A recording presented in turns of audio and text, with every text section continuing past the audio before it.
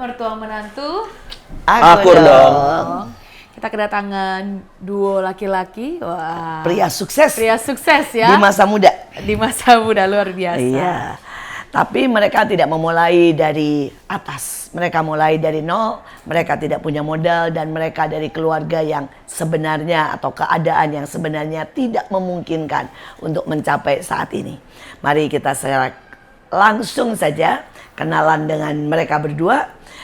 Langsung saja Pak Wiryadi. Nah ya, boleh cerita dulu separah apa sih sebelum mulai bisnis kaos ya, atau bisnis yang sekarang dipunyai ya, kemeja dan sebagainya. Dan bagaimana bisa memulainya. Nah setelah itu nanti kita langsung ke Pak Randy. Gimana keadaan dulu ya sebelum memulai pelayanan dan mulai bisnis yang sekarang ada. Ya kalau saya awal mulanya itu sebetulnya saya ini kan kerja ya Bu, jadi itu kerja dengan bukan kerja, jadi saya mencoba mencari kerja dengan apa adanya lah. Mungkin dulu saya juga agen garam, dipercaya teman untuk jualan garam ke pasar-pasar gitu ya. Terus itu lalu mulai dari terus dipercaya diminta teman untuk ngurusin weddingnya temen, jadi WO itu ya, gitu. Terus jadi kemudian banyak ya saya kerjaannya prosesnya mulainya dari awal ya. itu, dan sebenarnya nggak ada sama sekali pemikiran mau di dunia konveksi itu nggak ada. Dan kemudian saya nggak pernah les jahit kan, pasti kan? Nggak pernah. Sampai hari ini nggak bisa jahit Bu. Oke. Jadi nggak pernah tahu nih tentang kain dan sebagainya sebenarnya. Belajar. Dulu Belajar. sama sekali nggak ada, nggak pernah sama sekali, nggak pernah punya background keluarga yang Kesana. konveksi atau garment atau apa, Nggak tidak ada. ada sama sekali. Kemudian saya waktu itu dengan almarhum Pak Petrus Agung, saya diminta untuk jadi agen media Injil Kerajaan untuk wilayah Bandung waktu itu. Dan kemudian ya saya jalani aja, saya cuma jalani. Kemudian suatu hari ketika saya lagi doa pagi itu, ada sesuatu di hati saya ngerti itu Roh Kudus sih. Saya hari itu dia jelas bilang, apapun pekerjaan yang ditawarkan kamu hari ini, ambil itu, kerjakan itu. Nah, saya tuh sebenarnya menunggu dari pagi sampai siang kurang lebih kerjaan apa ya gitu. Kok kayaknya nggak ada ya. Sampai kurang lebih kira-kira jam 2:30, jam 3. Lagi main game sih sebetulnya, di komputer lagi main game gitu. Tiba-tiba tuh ditelepon dari Semarang, diminta bantuan untuk bikinin kaos, karena di Bandung katanya bikin kaos Bisa lebih murah. lebih banyak, lebih murah, pilihan banyak. Ya udah kita kerjain aja. Cuma itu. Dan kemudian itu juga nggak banyak kok. Itu cuma masing-masing selusin gitu. Nah, setelah itu saya kerjakan itu, saya pelayanan ke Gorontalo. Di telepon sama Pak Petrus waktu itu, almarhum Pak Petrus Agung, dia cuma bilang mau minta bantuan. Nanti kan waktu itu setelah doa hamba Tuhan katanya setiap panggilan suruh buat kaos. Nah, Semarang karena sudah bikin kaos ke saya, jadi minta saya sekalian kerjain. Nah, yang keduanya itu yang saya buat siok, langsung bikin 4.000. Jadi pertama selusin jadi 4.000, itu aja. Dan itu berjalan lewatin semuanya itu, sampai akhirnya saya berpikir, saya mau usaha saya mau buat bisnis Kaos. jual kaos, saya pikir gitu.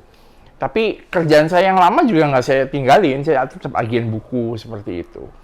Dan kemudian saya izin sama almarhum Pak Yusak, saya minta izin bahwa, Kong, saya mau jual kaos, mau jualan kaos gitu. Nah hari itu saya ingat banget, Engkong selalu bilang, hari itu waktu saya ketemu Engkong, saya bicara sama Pak Yusak bilang, buat apa kamu, gopo, kata Engkong gitu. Dan saya bilang, ya buat biaya pelayanan yang saya pegang hari itu, pelayanan anak. Nah, dia diem dan dia bilang, ora usah. Pak Yusak waktu itu hari itu bilang, ora usah, nggak usah. Dan saya belajar untuk gini, ketika dia bilang nggak usah ya, saya nggak kerjakan apa-apa, udah saya diem aja. Jadi walaupun hari itu sebenarnya saya mau pergi ke Semarang tuh saya udah siapin nih, udah Semuanya mau ya? jual kaos nih hari itu di Semarang. Tapi karena waktu itu Pak Yusak bilang nggak usah ya, saya nggak kerjakan. Saya tinggalin di Bandung, saya pergi ke Semarang, saya nggak jualan, udah jalanin aja gitu.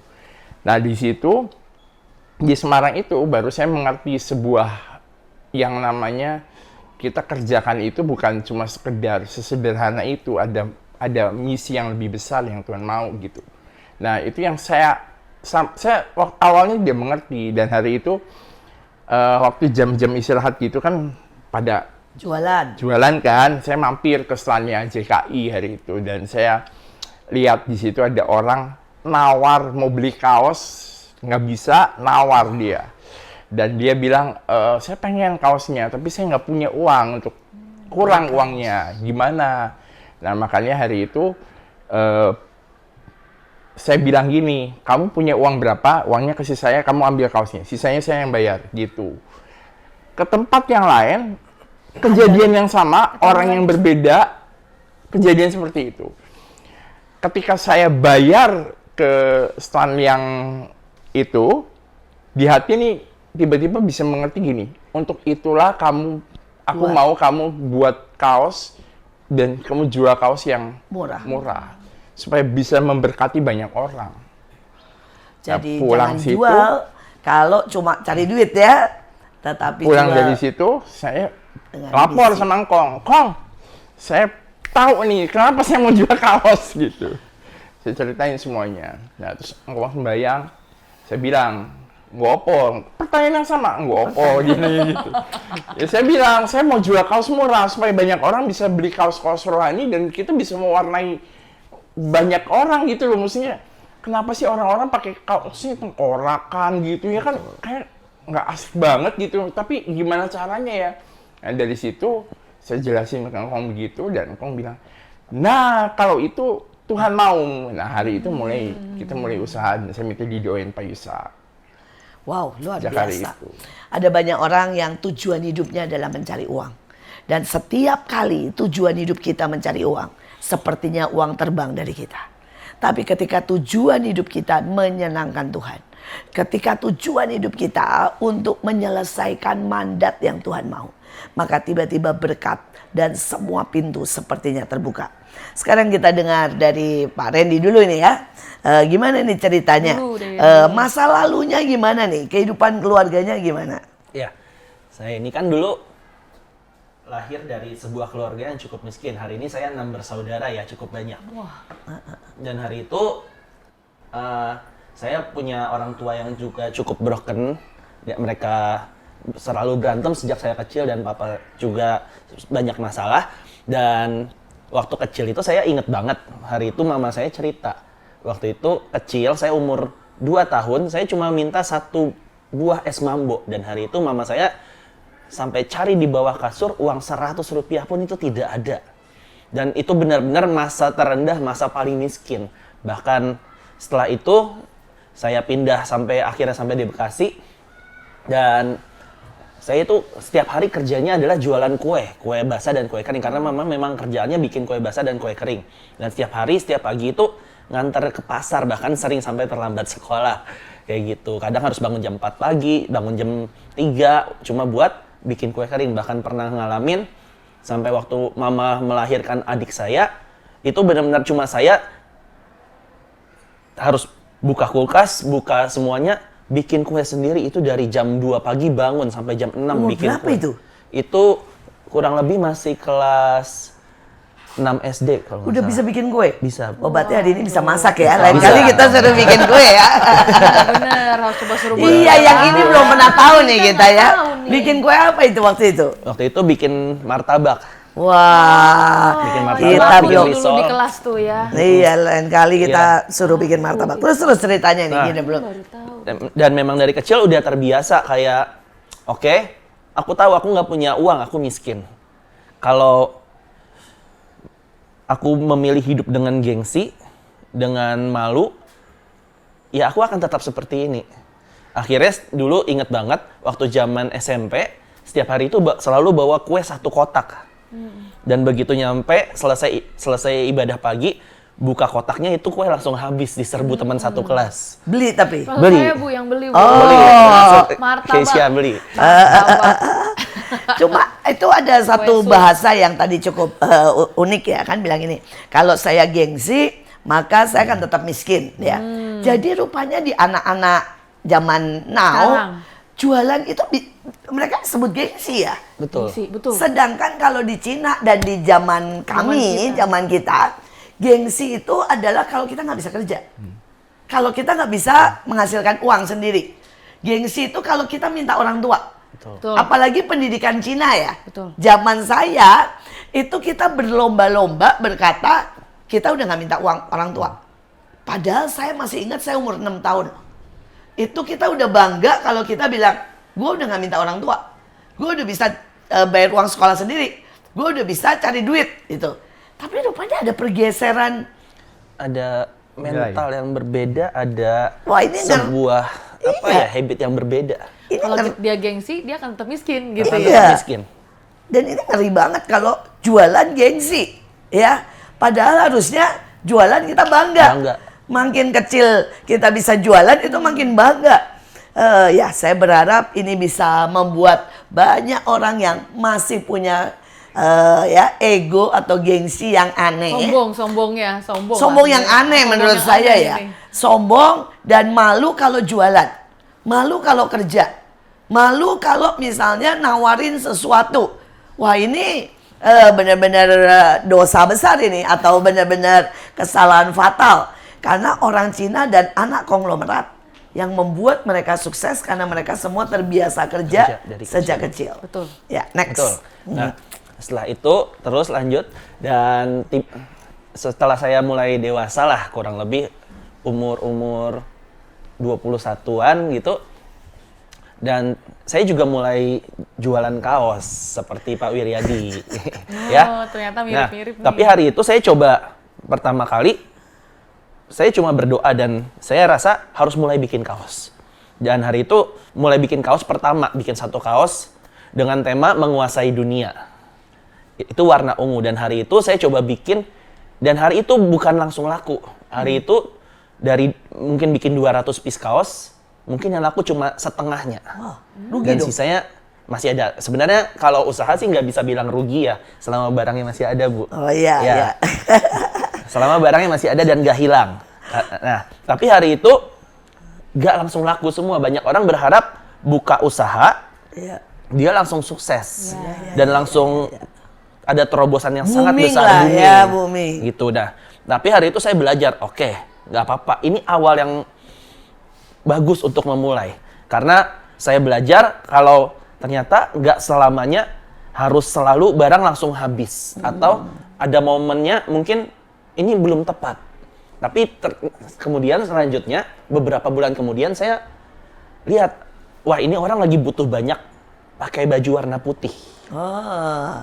Dan hari itu saya ganti, hari itu saya stok barang. Dan sekarang saya ganti, saya buat pre-order.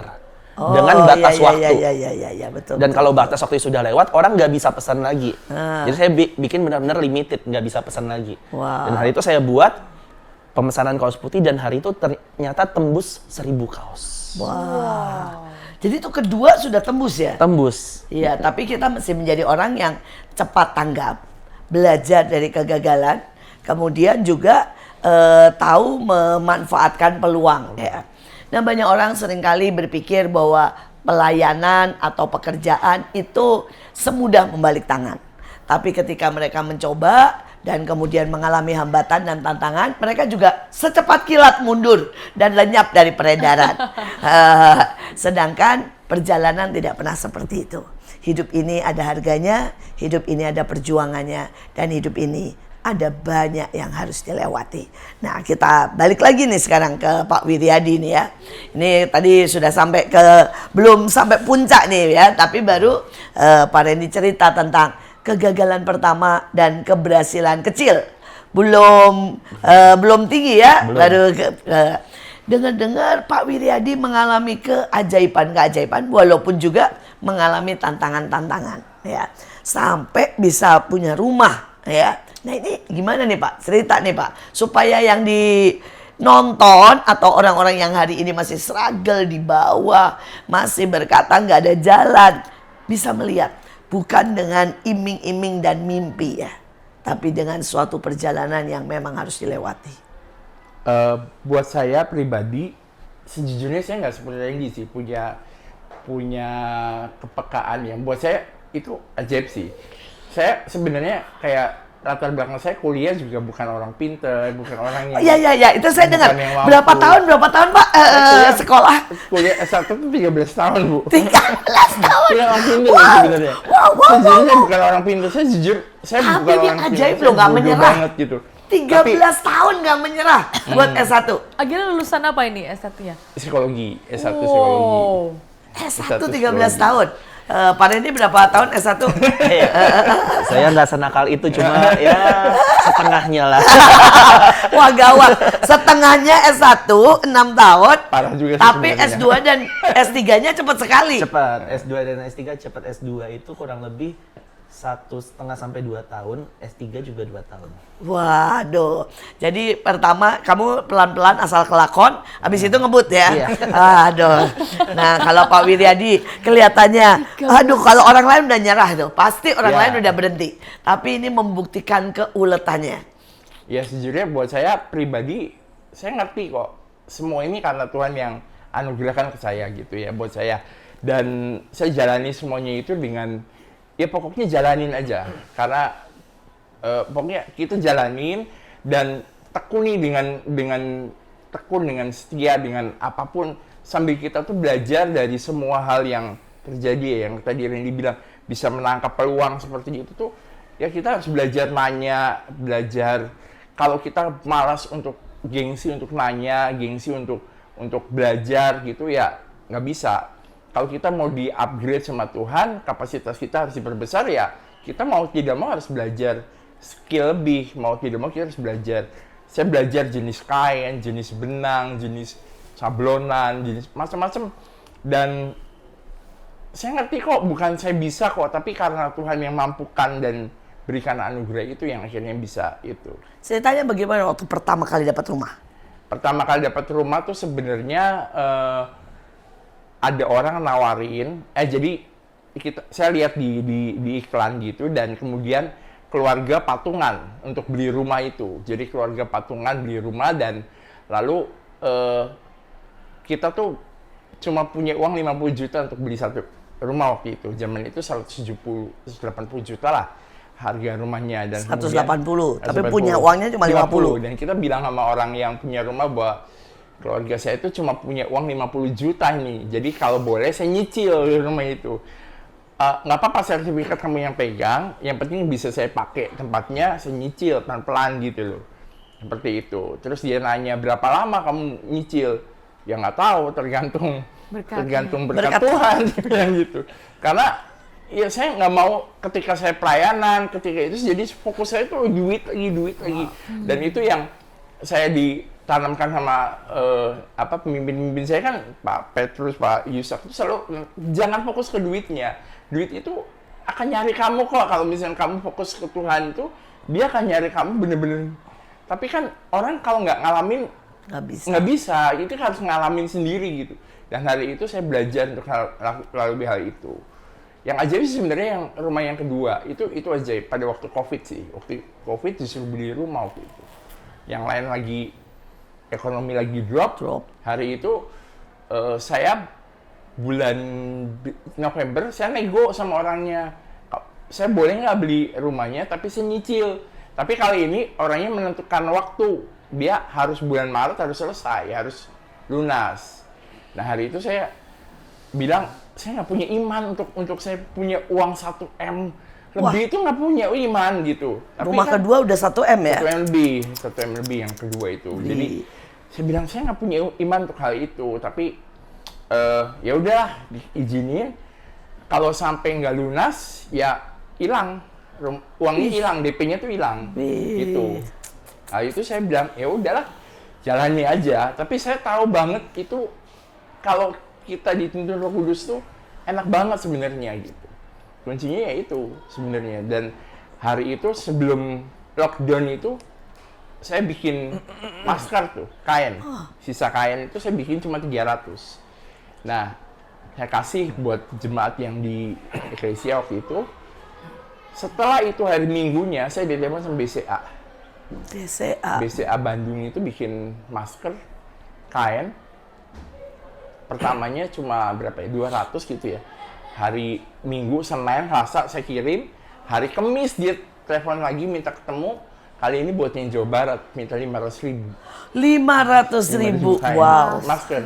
Jadi yang justru pada waktu yang lain lockdown, justru kita bikin produksi masker terus-terusan, jadi akhirnya Langsung lunas. Berkat Tuhan tidak pernah diduga oleh manusia. Tapi Tuhan selalu bertanggung jawab untuk apa yang dia suruh. Ketika dia berkata beli rumah, dia punya jalan. Karena dia pembuat jalan. Tetap stay tune di MMA, jangan kemana-mana. Kita masih lanjut di segmen-segmen selanjutnya. Inilah MMA, mertua menantu, akur dong.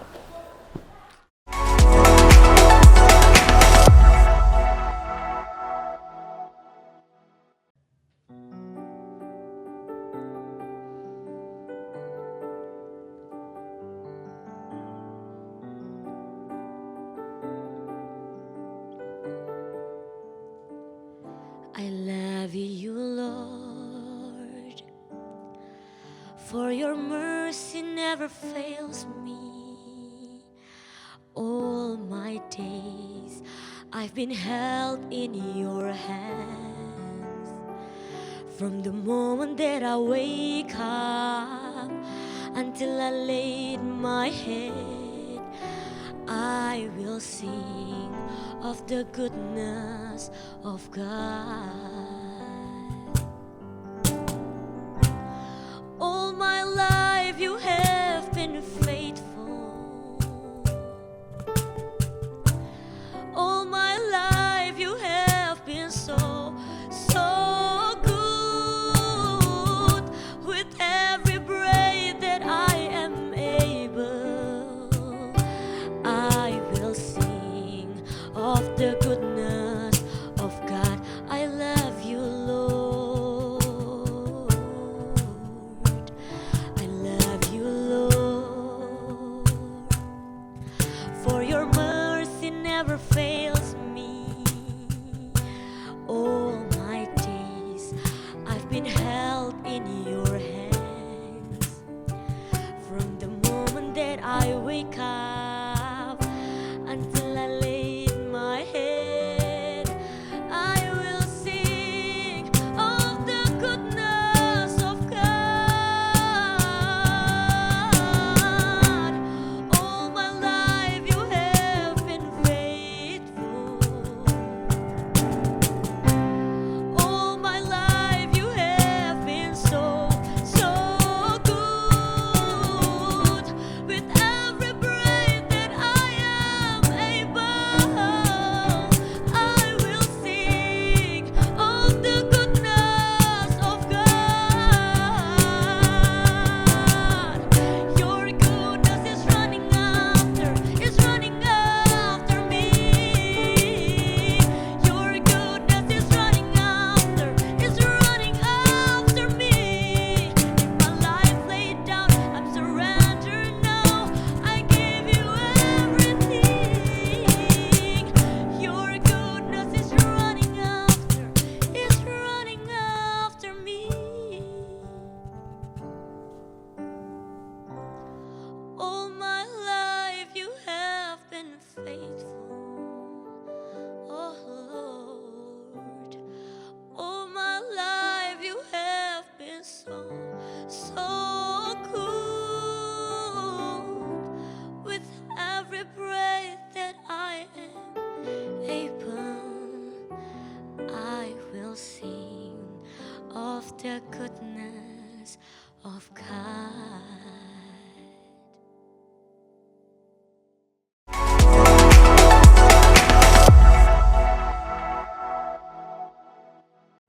Kembali lagi di MMA, inilah mertua menantu, Akur akur dong. dong. Kita langsung lanjut ceritanya ke Bapak Randy ya. Iya. Tadi masih baru merancang sampai kaos. Baru ya, sampai kaos nih, sampai belum kaos. yang next nih ya. Katanya ada lagi lanjutannya. Ah, Ini bagaimana apa? Tuhan bawa ya, yang itu dari 180 ke 1M. Betul. Sekarang ini dari kaos 1000, sekarang kita tunggu Gimana ceritanya. lanjutannya? Iya. Oke, jadi ceritanya itu kan kaos ya. Nah, dan saya ini belajar setiap apapun yang kita buat itu yang penting itu untuk awali dengan berdoa. Karena kalau kita tidak berdoa dan lakukan dengan cara sendiri itu akan sangat mengerikan. Kita nggak pernah tahu hasilnya gimana. Nah, sejujurnya saya ini kan pernah ngelewatin beberapa momen. Sebenarnya waktu saya pernah disuruh masuk di kripto, tapi saya nggak nurut. Itu momen penting, padahal waktu tadi Pak Wiryadi bilang di zaman COVID, dapat orderan masker 500.000, tapi di saat yang sama itu semua market itu lagi turun, lagi habis, dan itu harusnya masuk, tapi saya nggak nurut. Padahal kalau masuk di situ itu luar biasa sekali. Tapi saya memilih, oke lah, itu saya salah, dan saya tidak berhenti. Akhirnya satu hari beberapa hamba Tuhan itu berkata kalau emas dan perak itu akan segera naik. Dan hari itu saya itu lagi di dalam tahap mencoba untuk merajinkan diri lah. Merajinkan diri. Setiap hari buat jadwal selama seminggu, dan saya bangun dari jam 4 pagi udah buat jadwal mau ngapain aja sampai malam. Dan hari itu pagi-pagi tiba-tiba saya itu lagi pegang ada 1 emas dan 1 perak, dan saya cuma berdoa, saya angkat. Karena ada firman Tuhan yang berkata, jarahlah emas dan jarahlah perak. Hari itu saya cuma angkat 2 itu, saya berdoa. Nggak punya pikiran apapun. Saya taruh, dan beberapa minggu kemudian tiba-tiba muncul tawaran. Kak, mau nggak jualan perak? Gitu. Dan hari itu saya berkata, mau, saya ambil. Dan hari itu saya pilih ambil, dan saya bilang, saya mau. Dan saya mulai. Hari itu saya mulai di bulan Oktober 2025. Dan hari itu saya mulai jualan. Dan yang ajaib, saya tahu itu momen yang ajaib lah. Dan tiba-tiba dalam 2-3 bulan itu, dari jualan itu aja untungnya itu sampai 500 juta itu ada. Itu cuma modal, nggak pakai uang sama sekali, yang maksudnya nggak pakai modal sama sekali dari saya. Iya. Dibalikin. Cuma orderan. Cuma ya? order aja, orang pesan dan saya order ke pusatnya langsung. Dan itu orderan terus banyak banget sampai 200 kilo lebih ada. Dan itu tembus untungnya 500 juta. Wow. Bagi Tuhan memang ternyata tidak ada yang mustahil untuk memberkati kita ya. Betul. Semudah itu. Tapi itu diawali dengan firman Tuhan. Diawali dengan rema yang berkata jaralah emas, jaralah perak. Diawali dengan menangkap kairos Tuhan. Ada banyak orang yang cuma suka mendengar sukses story. Tapi tidak pernah melihat kuncinya. Padahal kuncinya satu, menyenangkan hati Tuhan. Yang kedua, menangkap kairos Tuhan. Ya, yang ketiga, uang ini buat apa? Seperti tadi yang engkong tanya, gopo buat apa? Dan sejujurnya Pak Randy dan Pak Wiryadi dua-duanya uang ini tujuannya untuk pelayanan. Tapi mundur ya. Seringkali orang juga berkata bahwa kok enak ya dia diberkati Tuhan, kenapa saya enggak? Nah, mereka tidak pernah melihat apa yang kalian tabur ya. Nah, mulai dari Pak Randy dulu, nanti kita balik ke Pak Wiryadi. Umur berapa kamu mulai pelayanan dan di mana kamu mulai pelayanan? Ya. Saya itu sebenarnya udah mulai pelayanan itu sejak kelas 1 SMP. Tapi pernah sempat stop 4 tahun karena saya nakal. Dan akhirnya saya memutuskan kembali kelas 3 SMA. Nah, tapi memang satu lagi, karena hari itu begitu detik saya lulus SMA, tepat sebelum lulus, saya itu sakit hepatitis. Dan hari itu di tengah sakit, dokter cuma bilang kalau kamu lanjutin kegiatan-kegiatan kamu yang berat, kamu ini akan mati. Termasuk sepak bola ya, Termasuk dulu sepak hobi. bola, dan termasuk pelayanan. Nah, hari itu belum full timer. Iya, termasuk nari, Termasuk termasuk angkat-angkat. Betul. Ya. Nah, dan hari itu saya tidak menjawab apapun, dan saya memilih, oke, biarin semua dokter pergi, orang tua saya pergi, dan saya cuma baca 1 buku. Dan hari itu, di buku itu cuma bilang, kalau aku boleh mati pada saat aku melayani Tuhan, itu yang terbaik. Dan hari itu aku cuma berdoa ke Tuhan, Tuhan, kalau aku boleh mati saat melayani Engkau, itu pilihan terbaik. Dan hari itu, detik itu saya putuskan, saya sembuh. Dan gak berhenti sampai di situ. Akhirnya saya putuskan saya ini kan pelayanan di Mahanaim. Dan saya putuskan tidak tinggal di rumah. Saya putuskan tinggal di Mahanaim sejak tahun 2012 itu saya baru lulus SMA. Dan sampai hari ini masih gitu. Dan setiap hari ada di sini, ya ada apapun 24 jam saya yang standby gitu. Ya seringkali momen-momen seperti itu adalah momen-momen kemuliaan kata saya. Banyak orang berpikir momen kemuliaan akan datang ketika kita diberkati. Ketika kita lulus dari sekolah. Ketika kita mendapat berkat. Tapi momen kemuliaan, kenyataan adalah pada waktu kita sakit. Pada waktu rumah terlalu sempit sehingga kita harus pergi. Ketika tidak ada uang dan pilihan kita akan berhenti dan kecewa. Atau kita memutuskan, mati pun aku akan tetap percaya kepada Tuhan. Itulah momen kemuliaan. Dan itulah yang seringkali orang lewatkan. Sehingga mereka tidak mengalami perubahan nasib. Tapi hari ini kita ada bersama mereka yang melewati momen-momen itu. Dan mereka keluar sebagai orang yang diubahkan nasibnya. Nah dari Pak Wiryadi nih Pak. Momen apa yang hari itu saya tahu Bapak memilih pelayanan yang orang tidak perhatikan dan sebagainya.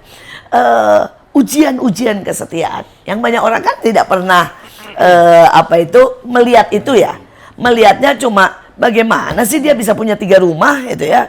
Bagaimana sih jualan kaos bisa sebegitu diberkati. Padahal yang lain jualan kaos laku pun tidak gitu. Nah ini momen kesetiaan apa yang Bapak lewati? Buat saya pertama waktu saya pertama kali melayani pelayanan anak ya sebenarnya waktu di Bandung itu saya dipercaya untuk pelayanan anak. Dan ketika saya diserahkan untuk menjadi penanggung jawab atau ketua personal anak waktu itu tuh, itu momen yang buat saya gini, saya tuh nggak disupport sama orang tua saya, tapi saya harus memikirkan ngasih snack setiap Sabtu ke personal anak-anak gitu ya. Dan saya pilihannya gini, kalau saya beli snack, saya berarti nggak ada uang angkot nih. Untuk saya berangkat naik angkot saya nggak ada. Ada uang. Pilihannya mau naik jalan kaki atau? Sedangkan jalan kaki itu, kosan saya itu dekat kampus. Itu kurang lebih 12 kilo ke Gatsu. Jadi Waduh. setiap hari itu jam 12 siang, saya harus berangkat jam 12 siang tuh berangkat dari kosan saya berangkat tuh. Saya mampir di 2 tempat, biasanya di tempat jemaat, satu lagi di teman saya gitu. Jadi mampir untuk minum. Aduh. Dan jangan lanjutin lagi, jalan kaki. 12 kilo. 12 kilo. 12 kilo itu dari Pastur kan, Marnatus itu Ya sampai ke Gatsu kira-kira 12 kilo. Itu jalan kaki itu setiap siang hari. Dan sebenarnya kalau siang hari nggak terlalu masalah. Yang paling pernah sekali waktu itu waktu hujan. Oh, hujan justru. Justru waktu hujan itu kan jalan kaki 12 hujan sampai kilo. sana, jadi harus saya bawa baju ganti sampai di Gatsu baru diganti. Dan itu momen-momen yang buat saya, makanya saya bilang, saya mau cari uang buat hidupin pelayanan anak-anak seperti itu, buat izin ke Pak Yusak. Jangan jalan kaki terus gini nggak ya. usah, kata nggak usah, pokoknya kamu sembayang wae kata ngkong gitu. Jadi ya proses yang kita lalui itu, percayalah itu membuat kita makin kuat dan kita makin bisa mengerti bahwa Tuhan tuh nggak pernah salah loh gitu. Tapi selama kita makin menggerutu dan nggak pernah ngucap syukur, proses itu makin lama sebenarnya. Kalau kita mau mempercepat proses itu ya makin ngucap syukur dan jalanin aja ngucap syukur. Pasti Dan suatu hari proses-proses pasti seperti lewati. itu tidak ada tepuk tangan ya. Tidak ada yang Nggak mengasihani juga ya. Tidak ada satu orang pun yang berkata, wow, kamu Saya nggak berkorban. pernah cerita ke, bahkan Pak Yusak sendiri nggak pernah tahu mungkin hal itu. Iya. Bu Yusak, Pak Yusak nggak pernah saya kasih tahu. Mimpin saya nggak pernah saya kasih tahu bahwa saya pernah lewati hal masa-masa itu. Betul. Dan itu hanya Tuhan yang melihat. Iya. Dan itulah Iya. yang hari ini membawa begitu banyak terobosan dan berkat dan keajaiban. Nah, balik ke Randy nih. Hari itu kamu memutuskan untuk tinggal di Mahanaim. Ketika dokter berkata kalau kamu teruskan melayani akan mati. Ya. Dan kamu tinggal 10 tahun di Mahanaim sampai hari ini lebih dari 10 tahun. Waktu itu digaji, terus tinggal di tempat yang oke atau sampai hari ini tinggal di gudang? Itu boleh cerita itu. Iya. Sejujurnya sampai hari ini itu saya itu nggak pernah tinggal di tempat yang terlalu oke dan bagus lah ya. Mungkin sekarang dengan semua berkat Tuhan saya bisa beli tambahan-tambahan. Tapi buat saya tinggal di tempat yang bahkan sempit dan kecil yang mungkin cuma muat kasur sama barang-barang pribadi. Buat saya itu udah cukup, dan karena tidak pernah bicara soal seberapa mewah kita hidup, seberapa nyaman kita hidup. Dan buat saya yang penting poinnya adalah meletakkan hidup dan melayani Tuhan. Dan saya ini ngelihat sangat ajaib sih, banyak anak muda ini berpikir kalau hidup itu harus dinikmatin dulu. Dan melayani Tuhan itu belakangan. Tapi kalau buat saya, layani Tuhan dulu, lakukan semua buat Tuhan, nanti Tuhan akan kasih semua buat kamu. Dan saya ini ngelihat gini, saya ini pernah satu kali akhir tahun 2025 ini saya buat sebuah perhitungan lah. Saya ini kan nggak pernah ngitung kadang dengan semua uang Berkat yang saya Tuhan. dapat, karena abis itu uangnya ya udah buat pelayanan lagi, Iya. gitu. Saya coba Ngomong-ngomong, tahun lalu bawa semua anak buah pergi ke Hong Kong buat penginjilan, Betul. ya. Dan itu juga habis ratusan juta tanpa kamu ambil sedikit pun, ya.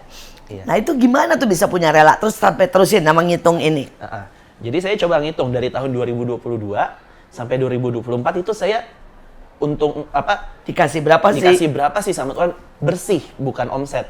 Dan saya ngitung ternyata udah 1 miliar itu ada.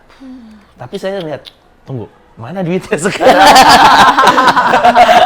Buat pelayanan, Ren. Iya, Nggak ada. pelayan istilahnya ya tinggal tetap di kasur ya, tetap di kasur di lantai ya. Dan terkadang pernah terlintas pikiran yang gak benar lah.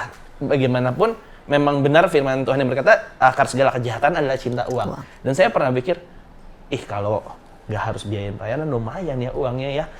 Belum tuh datang uangnya. Tapi Pak. belum Iya, datang, betul, nah itu. betul. Nah, tapi hari Yang itu mesti saya gini, datang, bukan belum. enggak, waras. udah pasti. Kalau enggak buat pelayanan, enggak akan Nggak ada akan sebenarnya kaya. banyak ini Nggak berkatnya. akan diberkati, Gitu. betul. Dan banyak orang lupa kalau Tuhan kasih berkat, lupa balikin buat Tuhan. Lupa kasih buat Tuhan. Lupa pakai untuk pelayanan dan milih untuk diri sendiri. Dan itu yang buat banyak orang, akhirnya gak pernah kemana-mana. Itu cuma di situ-situ aja. Buat saya juga seperti itu. Banyak orang pada waktu memulai pelayanan bilang pelayanan orang miskin adalah pelayanan yang paling mengerikan. Kebutuhan akan selalu bertambah, tapi pemasukan hampir-hampir tidak ada. Dan mereka semua berkata bahwa selama ini pelayanan orang miskin di Indonesia itu nggak lebih dari 4 tahun akan tutup. Ya, tapi hari itu saya cuma berpegang bahwa Tuhan berkata kalau kamu kasih ke orang miskin kamu memiutangi Tuhan. Dan hari ini pelayanan sudah lebih daripada 29 tahun, tetapi saya tidak bertambah miskin. Ya, pelayanan ini juga tidak ada menurun, tapi semakin membesar. Walaupun kebutuhannya juga semakin membesar. Dan keajaibannya semakin ajaib. Dan kalau ditanya uang saya kemana, saya juga tidak tahu kemana. Karena saya tetap pakai Kijang. Saya juga tidak punya Hermes ataupun barang-barang mewah. Baju endorse rata-rata ya. Jadi nggak perlu keluar uang buat beli baju. Tapi saya melihat bahwa melayani adalah tempat terbaik. Dan benar bahwa dia Tuhan yang nggak pernah berutang. Kita ada di ujung. Mari biar semuanya memberikan pesan terakhir. Mulai dari Pak Wiryadi, kemudian Pak Randy, dan ditutup Ibu Kesia. Buat saya yang penting kita ini setia dan lakukan apa yang Tuhan yang menjadi panggilan setiap kita. Lakukan dengan setia. Karena itu sebetulnya dia akan mampukan kita. Jangan fokus ke duit, jangan fokus ke ketenaran atau jangan fokus ke berkat Tuhan. Tuhan pasti punya rencana buat hidup setiap kita. Kalau dari saya, yang pertama pilih layani Tuhan lebih dari apapun. Karena firman Tuhan berkata, carilah dahulu kerajaan Allah, maka semua akan ditambahkan kepadamu. Tapi berikutnya, waktu Tuhan berikan semua kepadamu, jangan lupa siapa yang memberkati engkau. Siapa yang memberikan semuanya pada engkau. Karena Tuhanlah sumber dari segala sesuatu, dan lakukan semua untuk Tuhan. Sekali lagi, seringkali kita ingin sesuatu yang instan. Kadang kita ngalamin satu kali kegagalan, 2 kali kegagalan, kita menyerah. Padahal Tuhan memberikan kita kesempatan demi kesempatan banyak. Dan janganlah kita berhenti karena satu kegagalan. Janganlah kita berhenti karena satu yang kita lihat kayaknya, wah nggak bisa nih, kayaknya ada tembok. Padahal di belakang tembok Tuhan sudah sediakan sangat banyak. Tuhan sudah sediakan sangat banyak. Sekali lagi, jangan menyerah, jangan hanya berhenti kalau ada satu kegagalan dalam hidupmu, tapi teruslah percaya, teruslah melayani, teruslah mencoba. Pasti akan ada jalan. Sekali lagi, inilah MMA Mertua Menantu. Akur dong. Jangan lupa untuk like, komen, dan subscribe YouTube kita Asia Zara dan juga stay tune untuk episode-episode selanjutnya. Sampai jumpa.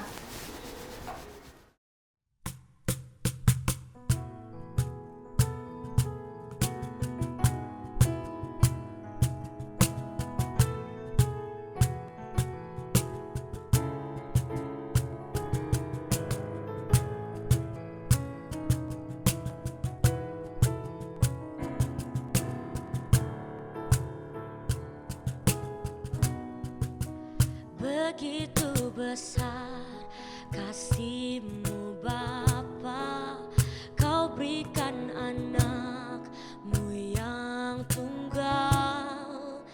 Di saat aku percaya kasih menyelamatkanku, bukan sebagai hakim dunia, tapi penyelamat yang berkorban.